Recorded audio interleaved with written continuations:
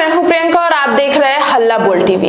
चिराग पासवान और प्रशांत किशोर की बात हो रही है और इसी विषय पे ये सवाल उठ रहा है कि क्या बिहार विधानसभा चुनाव में इन दोनों की बातचीत कोई अलग मोड़ ले सकती है। इसी विषय पे और भी ज्यादा जानकारी देने के लिए आज हमारे साथ हल्ला बोल टीवी के संपादक दीपक शर्मा मौजूद हैं। देखिए प्रियंका, दोनों की बातचीत हो रही है, यह बिल्कुल सही खबर है और यह भी सच है कि चिराग पासवान के दिल में अब भी मुख्यमंत्री बनने की ख्वाहिश हिलोरे ले रही है। चिराग पासवान को लगता है कि इस बार नहीं तो फिर कभी नहीं, इस बार उन्हें दिख रहा है कि मौका है, तो यह मौका जो है इसका लाभ क्यों न उठाया जाए। अब चिराग पासवान को पता है कि एनडीए में जो हालात हैं उसमें उन्हें 20 सीटें ऑफर की जा रही है। अब 20 सीटों पर चुनाव लड़ेंगे, वे 20 सीटें मिलेंगी तो कितनी जीतेंगे और कैसे मुख्यमंत्री बनेंगे। 20 सीटों पर लड़कर अगर वो 12-13 सीट, 14 सीट,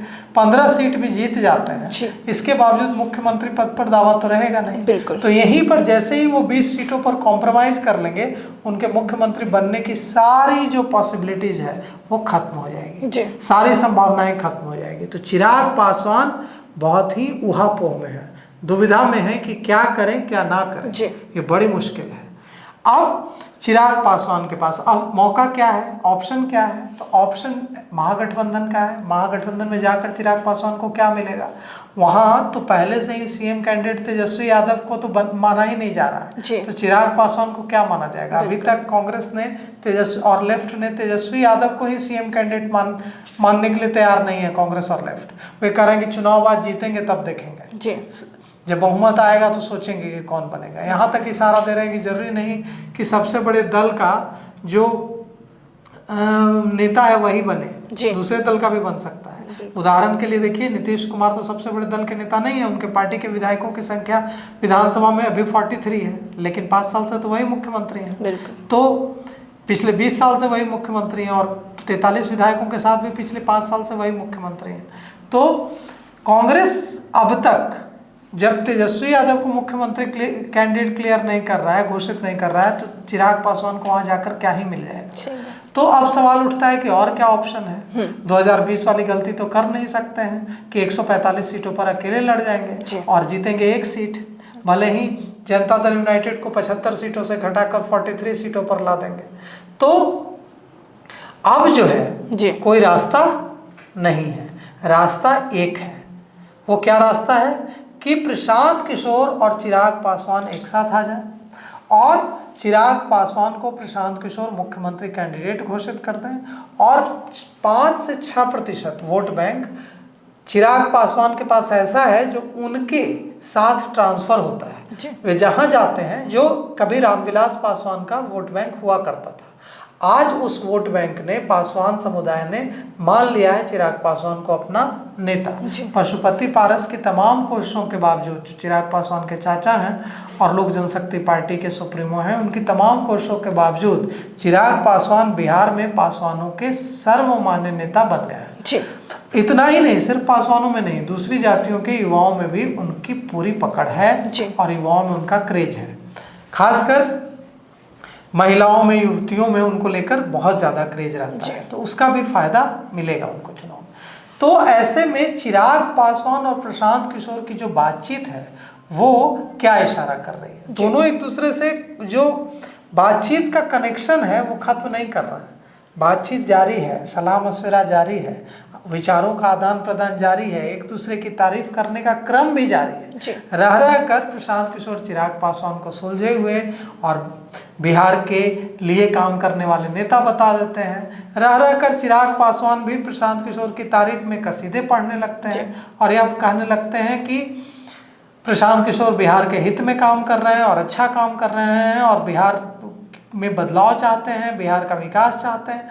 तो दोनों एक दूसरे से बातचीत का जो चैनल है वो बंद नहीं कर रहे हैं। और यह तो हुई सार्वजनिक वाली बात, और अगर पर्दे के पीछे वाली बात पर बात करें तो जनसुराज के बड़े नेताओं और लोजपा के बड़े नेताओं, दोनों की माने तो दोनों की बातचीत होती है, मिलकर भी बातचीत, दोनों मिलते भी हैं, मिलकर भी बातचीत होती है और फोन पर भी बातचीत होती है और दूत के जरिए भी बातचीत होती है। तो यह जो बातचीत है यह बड़ा कुछ मोड़ ले सकती है, क्योंकि चिराग पासवान इस मूड में नहीं है कि 20 सीटों पर कॉम्प्रोमाइज कर लिया जाए जी। उन्हें लग रहा है कि 20 सीटों पर चुनाव लड़कर वे क्या हासिल कर लेंगे जी। और उन्हें एक तरह से यह बात जख्म भी दे रही है कि उनकी तमाम प्रेशर पॉलिटिक्स, तमाम जो है, जो जितने भी जितनी भी पहल उन्होंने की, इसके बावजूद कम नेगोशिएशन प्रेशर बनाया, बहुत प्रेशर बनाया। भारतीय जनता पार्टी, जनता दल यूनाइटेड पर नीतीश कुमार से भी जाकर मिले, दूसरे बड़े दलों के नेताओं से भी अच्छी ट्रेनिंग रखने की कोशिश की, लेकिन इसके बावजूद जब उन्हें 20 सीटें ऑफर की गई हैं तो चिराग पासवान भी इससे खफा हैं। और इतना ही नहीं, उनकी पार्टी के कार्यकर्ता और उनकी पार्टी के तमाम जो सांसद विधायक हैं, तमाम जो सांसद विधायक तो हैं ही नहीं, तमाम जो सांसद चारों हैं और जो वरिष्ठ नेता हैं, वे भी खफा हैं, वे भी नाराज हैं कि यह तो बड़ा गलत हो रहा है जी। तो ऐसे में गलत हो रहा है तो इसके विरोध करने के लिए ऑप्शन क्या है जी। तो पिछली गलती दोहराएंगे नहीं 2020 वाली, कि 2020 में 145 सीटों पर अकेले चुनाव लड़ गए, जीते एक, वो भी बाद में दूसरी पार्टी में चले गए तो 0 पर आ गए। तो ऑप्शन एक ही है, ऑप्शन है कि जो बातचीत चल रही है, जो दोस्ती का इशारा प्रशांत किशोर और चिराग पासवान दे रहे हैं, वो दोस्ती हाथ मिलाने में बदल जाए। और लेकिन चिराग पासवान के साथ एक बड़ी दिक्कत भी है, वे केंद्र में कैबिनेट मंत्री हैं, भारत सरकार के मंत्री हैं, और भारत सरकार का कैबिनेट मंत्री होना कोई छोटी बात तो है नहीं। भारत सरकार में कैबिनेट मंत्री बनने की ख्वाहिश, बनने का सपना होता है लोगों का, बड़े बड़े नेताओं का सपना होता है कि भारत सरकार के कैबिनेट मंत्री बने।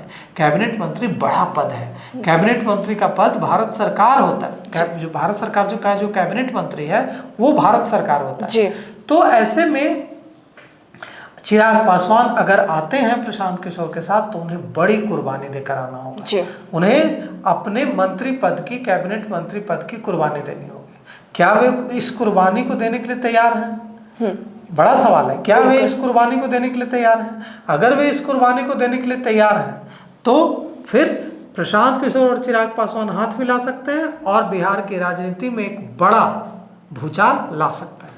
तो जैसा कि आपने सुना कि चिराग पासवान और प्रशांत किशोर एक दूसरे की तारीफ करते हुए नजर आते हैं और पर्दे के पीछे बातचीत करते हुए भी दिखते हैं।